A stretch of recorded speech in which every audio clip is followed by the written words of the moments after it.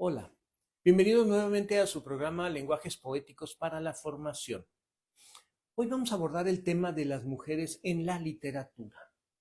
Y me parece un tema importante, interesante, porque nos muestra la complejidad, no solo de las mujeres, sino de las relaciones de género en distintas épocas históricas, la perspectiva que los autores, las autoras tienen sobre esa forma de vivir el ser mujer en distintos momentos, pero que sobre todo, aunque son novelas del siglo pasado, son novelas que siguen siendo vigentes en términos, me parece, de su visión, de la complejidad en la que presentan las situaciones, etcétera.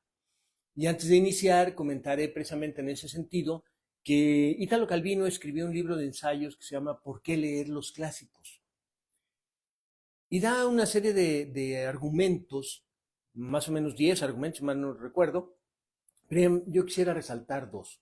Uno, esto que mencionaba de la vigencia. Los clásicos no pasan de moda. No son modas que se vuelven bestseller y que en un primer momento todo el mundo quiere leer y comprar y después se olvidan después de poco tiempo, ¿no? No, los clásicos permanecen. Por eso Shakespeare, Cervantes, y muchos otros son clásicos, porque dejan algo que trasciende precisamente, y trasciende por la temática, y esto es importante en términos de lo que voy a comentar, pero también trascienden por el lenguaje, y es el otro factor por el que algo es clásico. El estilo literario que se utiliza, las frases, las formas expresivas, eh, esto que he denominado lenguaje poético, decir la realidad de una manera tal que nos muestra su complejidad, su belleza, su importancia, eh, pero sobre todo la profundidad de lo que es el ser humano, o en el caso de cuando se habla de animales, los animales, etcétera, etcétera, ¿no? Entonces, en ese sentido, me parece que lo que Italo Calvino plantea en por qué leer los clásicos, y aparte los argumentos, eh, nos presenta una serie de ensayos sobre distintos autores. Esta idea del por qué leerlos es preguntarnos hoy, ¿vale la pena leer libros que se escribieron en el siglo XVIII, XIX, XV, XVI, XX?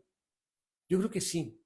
Y vale la pena por lo que decía, la forma tan profunda en la que nos muestran lo que es la complejidad humana. En este caso, la complejidad en la vida de las mujeres. Y en una época en la que el feminismo, los movimientos feministas, algunas corrientes del pensamiento feminista han radicalizado el discurso, uno se pregunta, se plantea por, bueno, ¿y cuál es la finalidad, el sentido, la forma de mejores relaciones entre hombres y mujeres en el siglo XXI? En un siglo XXI que, a pesar de ser denominado globalizado, no es realmente homogéneo. Y eso es muy importante señalar. O sea, sigue habiendo diferencias radicales, eh, grandes, profundas, entre las mujeres de Europa, las mujeres de África, las mujeres de Asia, las mujeres en México, entre las mujeres de la Ciudad de México y las mujeres de los estados de la República, las mujeres de una comunidad, las mujeres campesinas, las mujeres profesionistas. Son diferencias radicales, profundas, decía, en muchos sentidos, pero también en la manera de pensar, en la manera de vivir, en la manera de establecer las relaciones con la pareja, con los hijos. Entonces, aunque el mundo globalizado nos ha querido hacer pensar que todo camina por el mismo rumbo, esa es una falacia. En realidad vivimos un mundo totalmente heterogéneo, en los que es difícil entonces plantear que una serie de principios, sean de un grupo, sean de la ley o sean de quien sean, pueda regular la vida de los demás o de las demás, en este caso las mujeres, ¿no? Entonces, por mucho que haya leyes que pretendan hablar de la equidad o pretendan impulsar la equidad, en realidad es muy complicado su aplicación porque, insisto, las condiciones de vida de las distintas mujeres es muy, muy diferente, ¿no? Entonces, en ese sentido voy a hablar hoy de tres grandes novelas, o me parecen a mí tres grandes novelas, que refieren precisamente a mujeres. Dos escritas por hombres y una escrita por una mujer. Una de ellas es Ana Karenina, de León Tolstoy. León Tolstoy fue un pensador, escritor, creyente de la religión rusa de aquel entonces, pero que tenía ideas muy revolucionarias, muy utópicas, muy similares a lo que llamaríamos un socialismo teológico, religioso, etcétera, ¿no? Ana Karenina, en este sentido, es la expresión de un autor que comprendió a cabalidad su época y que esperaba y buscaba cambios en esa sociedad. Y creo que a través de Ana Karenina lo que nos quiere mostrar es, miren, esta sociedad cómo juzga, actúa o coloca a la mujer en determinadas circunstancias. Ana Karenina es una novela muy, muy interesante, vale la pena leerla, es una novela extensa. Fíjense el epígrafe que pone Tolstoy al inicio de la novela. Me he reservado para la venganza, dijo el Señor. Fíjense, me he reservado para la venganza en una novela que nos habla de una historia de amor, lo cual quiere decir que esa historia de amor nos va a mostrar una serie de situaciones tales que el odio, el enojo, el coraje van a estar presentes. Y por eso el epígrafe de me he reservado para la venganza. Porque quien piensa en venganza es porque ha vivido con una intensidad tal ciertas emociones y sentimientos que desea desquitarse, desea que esos sentimientos logren una salida, un escape, ¿no? Como ya depresión. Y luego la primera línea, el primer párrafo de la novela. Todas las felicidades se parecen. No obstante, los infortunios tienen cada uno su fisonomía particular. Y empieza la historia, ¿no? El enamoramiento de un hombre, Oblonsky, con Ana Karenina, y de Ana Karenina con él, que se casan, pero que después aparece el tercero en discordia, como decimos, ¿no? El amante, Ana se enamora de otro hombre y vive un romance siendo infiel al esposo, pero vamos viendo las reacciones tanto de él como de Ana Karenina, como de el amante, se llama Rodolfo. Y por aquí, déjenme ver si encuentro el... Hay un pasaje en el que, ya casi al final de la novela, el esposo, Oblonsky, se encuentra con Rodolfo, el que había sido amante de su mujer, y se le queda viendo y están conversando sobre negocios. Y en esa conversación sobre negocios, él le plantea a Rodolfo una serie de problemas, ¿no? Como para ver cómo reacciona, pero él se queda pensando, este hombre fue el amante de mi mujer y mi mujer lo amó profundamente. Entonces Oblonsky se pregunta, ¿qué tiene este hombre que provocó eso en mi mujer, ¿no? Y a partir de ahí viene ya el desenlace de la novela. Entonces les recomiendo mucho leer Ana Karenina, es una novela muy, muy interesante. León Tolstoy escribió muchos cuentos, muchas historias, y como les decía, fue un revolucionario en su época, pero desde la perspectiva religiosa. Y eso también le da un valor precisamente a todo lo que la novela plantea, porque no nos está planteando una visión conservadora o que diríamos nosotros negativa, no juzga, simplemente va mostrando, va presentando de tal forma esas relaciones amorosas que nos hace pensar precisamente en los matrimonios convencionales, sus relaciones, por qué una mujer puede llegar a tener un amante, cómo se valora socialmente o se valoraba esa situación, etcétera, etcétera, ¿no? Pero cómo va describiendo los personajes, el por qué se dan esas circunstancias, todo lo que rodea a una clase social, a la clase social noble de la Rusia de aquel entonces, forma todo un entramado sociohistórico que vale la pena, revisar, analizar, pensar, ¿no? Pero sobre todo disfrutar. La otra novela es Madame Bovary, de Gustavo Flaubert. Esta otra novela también habla de un amor entre una mujer, Madame Bovary, y un amante, aunque ella está casada. Sin embargo, las circunstancias del por qué tener un amante, del por qué se enamora de alguien más, etcétera, etcétera, son distintas. Estamos hablando ahora de Francia, ¿no?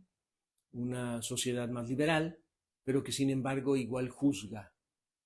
Pero por otro lado, algo muy interesante que me parece que los autores logran, a partir de los personajes de las mujeres, nos logran hacer reflexionar sobre los hombres. Y eso me parece de una riqueza impresionante y maravillosa, porque a partir del movimiento feminista, de los derechos de la mujer, de la equidad y demás, empezó a surgir un movimiento, por ahí todavía se oye hablar de él, aunque no con la misma fuerza que el feminismo, que se le denomina nuevas masculinidades. ¿Cómo ser hombre entonces en esta época, no?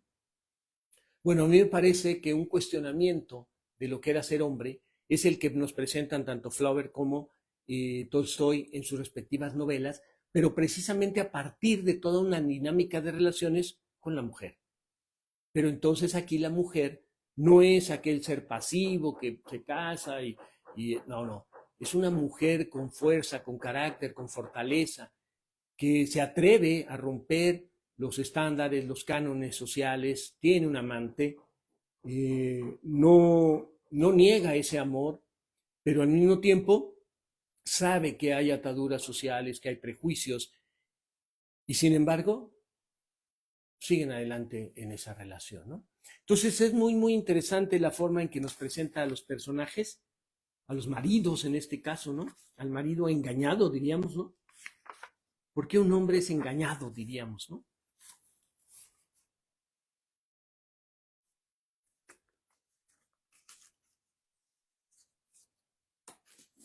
Dice en un pasaje prácticamente al principio de la novela: al principio de las visitas, la mujer de Carlos, quien es el amante de Madame Bovary, o va a ser el amante de Madame Bovary, dice, no dejaba de preguntar por el paciente, que era el papá de Bovary, de Emma Bovary, ¿no? Bueno, quien sería Emma Bovary.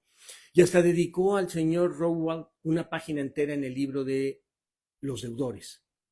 Pero cuando supo que tenía una hija, tomó informes de ella y se enteró de que la joven, educada en las Ursulinas, había recibido lo que se llama una bonita educación y que, por lo tanto, sabía geografía, a más de bailar, dibujar, hacer labores y tocar el piano. Aquello fue el colmo. Fíjense, la mujer que desarrolla una serie de cualidades, características y habilidades para poder ser casable, ¿no? Sabía bailar, bordar, cocinar, tocar el piano, sabía geografía, ¿no? El conocimiento dado para una finalidad, una función. Dudaba en esto de Emma Bovary porque era todavía la tradición. Ella es Emma Rowald, pero se le conoce como Emma Bovary porque al casarse adquiere el apellido del esposo. Entonces, a partir de cierto momento, pasaje de la novela, ya es Emma Bovary, ¿no? Esto es interesante también señalarlo, porque adquirir el nombre del esposo es prácticamente perder tu propia o parte de tu identidad, ¿no? Es pasar a formar parte de otra familia, hacer otra familia. Y esto socialmente es muy importante, porque entonces cuando buscaban los papás, en este caso los papás de Carlos, con quién se va a casar el hijo o con quién debería de casarse, ¿no? Es alguien que tenga una serie de cualidades. Pero también, y esto era algo interesante para la época, que yo no sé por qué se perdió esa tradición, las mujeres daban una dote cuando se casaban, ¿no? A mí no me dieron nada, ¿no? Entonces yo digo, eso sí, digo, ¿qué pasó con eso, no? Pero bueno, era interesante la idea de la dote, porque quería decir que esa mujer valía en función de lo que la familia tenía, los bienes que podía dar. Y el hombre valía, pues porque era el hombre que tenía una serie de cualidades. Entonces muchos hombres se casaban con mujeres para recibir la dote, para tener un dinero, y algunos de ellos, como en este caso y en otras historias, lograban realmente vivir de eso, lograban vivir de esa dote. Entonces la mamá de Carlos se opone a que Carlos siga viendo a Emma porque, aparte de que está casado, siente que por lo que las cualidades que tiene, lo puede seducir y puede hacer caer su matrimonio, ¿no? No les cuento más de cómo es que llegan al enamoramiento ambos, vale la pena leerlo, ¿no? Más adelante en la novela nos dice, nos relata Flaubert. Entonces, los apetitos carnales, las ansias de dinero y las amorosas melancolías, todo se confundió en un mismo sufrimiento, y en lugar de desatenderse, su imaginación aferrábase más a él, excitándola a sufrir y buscando cuantas ocasiones se presentaban. Un plato mal servido o una puerta entreabierta eran motivos de irritación, y quejábase de no poseer vestidos de terciopelo, de su falta de dicha, de la excesiva elevación de sus ensueños, de su vivienda demasiado estrecha.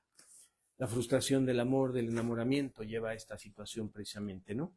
Estar enamorada, no poder vivir con el enamorado, y entonces la vida se vuelve insatisfacción. La vida se vuelve algo que no queremos vivir. Todo aquel que está enamorado o que está enamorado sabe lo que significa eso, ¿no? Querer realmente estar con la persona amada. No poder estar con la persona amada, pero además vivir con alguien a quien no amas, es más desdichada la vida desde esta perspectiva, ¿no? Entonces, tanto Tolstoy como Flaubert lo que hacen es precisamente mostrarnos esta complejidad de las relaciones en los matrimonios, en las familias. También es importante señalar que estamos hablando de un sector social, de un sector socioeconómico. Es muy diferente la situación, obviamente, en una familia campesina, en una familia obrera, en una familia clase media. Acá estamos hablando de una familia burguesa, de una familia noble, ¿no? Una familia burguesa, en el caso de Flaubert, que va emergiendo como clase social dominante en la Francia de aquel entonces, y que por lo tanto está estableciendo sus valores, sus principios, no muy alejados paradójicamente de los de la nobleza. Aunque querían distinguirse y decir somos otros, en realidad la burguesía adquirió muchos principios y valores muy conservadores de la nobleza. Ya después, en otra ocasión, hablaremos de ese tópico porque me parece muy importante. La clase revolucionaria del periodo, como se le llamaba, finalmente acaba siendo una clase que regresa al conservadurismo, ¿no? El otro libro fue escrito por una mujer, Cumbres Borrascosas, Emily Brontë. 3 hermanas que escribían poesía, escribían novelas. 2 de ellas fueron famosas, entre ellas Emily. Bueno, las 3 fueron famosas relativamente. A nosotros nos ha llegado más la fama de Emily Brontë precisamente por este libro, de Cumbres Borrascosas, ¿no? Es una novela bastante interesante porque aquí el papel de la mujer que se enamora, que tiene un amante, es el amor de una mujer con un carácter muy fuerte, orgullosa, pero que se encuentra con un hombre al que ama y que él llega a amarla también orgulloso y de carácter fuerte. Entonces nos muestra una relación amorosa muy diferente, muy al estilo, diríamos, de la doña, ¿no? Por decir algo, ¿no? Con sus amantes, como por ejemplo Pedro Armendáriz, ¿no? También de carácter, y a ver quién domina y a ver quién manda en esta relación, ¿no? Va por ahí un poco la trama. Pero lo valioso, pues, de ir viendo esta forma de relaciones, cómo se va resolviendo y cómo van resolviendo, entre comillas, la situación los dos enamorados, ¿no? Los dos amantes.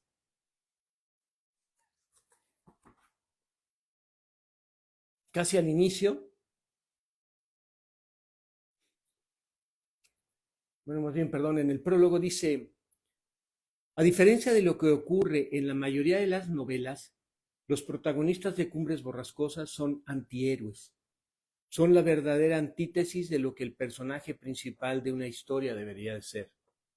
En vez de ser compasivos y heroicos, imbuidos de buenos sentimientos, exaltados por su amor, de acuerdo a la idea literaria de la época, Heathcliff y Catalina son egoístas. En vez de entregarse a su pasión, Catalina rompe el corazón de su amado. Demasiado orgullosos como para revelarse sus verdaderos sentimientos, estos dos personajes inmortales pelean y se enfurecen uno con el otro, destruyéndose a sí mismos en el proceso. Diríamos un amor apasionado, ¿no? Un amor fuerte, que se vive al extremo. Fíjense cómo describe una situación, y aquí voy de regreso a la cuestión del lenguaje, ¿no? La lúgubre atmósfera espiritual dominaba el sentimiento de bienestar físico que me proporcionaba el ambiente, y resolví pensarlo 2 veces antes de aventurarme de nuevo a visitar la casa. Fíjense el contraste, ¿no? La lúgubre atmósfera espiritual dominaba el bienestar físico, y entonces decide ya no querer regresar a la casa, ¿no? Evidentemente va a regresar. Pero esta forma de expresar situaciones, ¿no? De mostrarnos el mundo, no nos dice el ambiente de las personas era feo, grotesco, tóxico, como hoy decimos, no. El lúgubre ambiente espiritual. Con respecto al ambiente físico, que era bonito, agradable, etcétera, ¿no? Bueno, este tipo de elementos hacen calificar esta novela como gótica, dicen los especialistas, pero porque maneja precisamente esta idea entre la luz y lo oscuro, ¿no? La cuestión gótica es más oscura, ¿no? Para que se comprenda más, Batman es una historieta oscura. Batman es un personaje oscuro, ¿no? La ciudad gótica, todo es así como en ese ambiente, ¿no? Él es un hombre murciélago, y siempre aparece de noche, etcétera, ¿no? Bueno, lo gótico refiere a esto. Entonces, la novela gótica, en este caso, refiere a que esta cuestión del oscuro está siempre presente, aunque hay luz. Entonces, la relación pasional que establecen los dos personajes nos lleva precisamente a esta cuestión oscura, ¿no? Amarse, pero amarse tan tórridamente, tan apasionadamente, que parece odio. Y entonces se confunde el odio y el amor. Terminaré comentando nada más otra serie de relatos, de cuentos, son relatos más bien, de Elena Poniatowska, que se llama Las 7 Cabritas. Las 7 Cabritas es una serie de relatos muy interesantes de 7 mujeres muy reconocidas en México, ¿no? Tina Modotti, Frida Kahlo, Pita Amor y otras tantas mujeres, en donde brevemente nos relata el contexto en el que vivieron, pero también su fuerza, su fortaleza como mujeres, su deseo de querer hacer cosas y de luchar por ello sin importar prejuicios, etcétera, etcétera, ¿no? Vale la pena, son varios relatos, pero el libro es realmente un libro breve, un libro corto, pero vale la pena que lo busquen, que lo lean. Y bueno, cuando tengan más tiempo, pues léanse Ana Karenina o Madame Bovary o Cumbres Borrascosas. Muchas gracias.